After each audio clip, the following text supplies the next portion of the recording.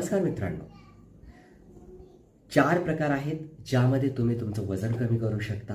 पहिला प्रकार calories in calories out, म्हणजे तुम्ही जेवण किती खाताय आणि जेवण खाल्ल्यानंतर तुम्ही तुमच्या शरीराची एनर्जी किती वापरताय. जर मी 1500 कॅलरीचं जेवण जेवतो दिवसभरामध्ये आणि फक्त 1200 कॅलरीज एनर्जीज फक्त वापरतो, 300 कॅलरी काय होणार, ती फॅटमध्ये कन्वर्ट होणार. दुसरा प्रकार प्रोटीन किंवा प्रथिने पासून बनलेलं डाएट, ज्यामध्ये तुम्ही प्रोटीन शरीरामध्ये जास्त घेता वेगवेगळ्या पदार्थामधून, अन्नपदार्थामधून, आणि त्यामध्ये कार्बोहायड्रेट कमी घेतो.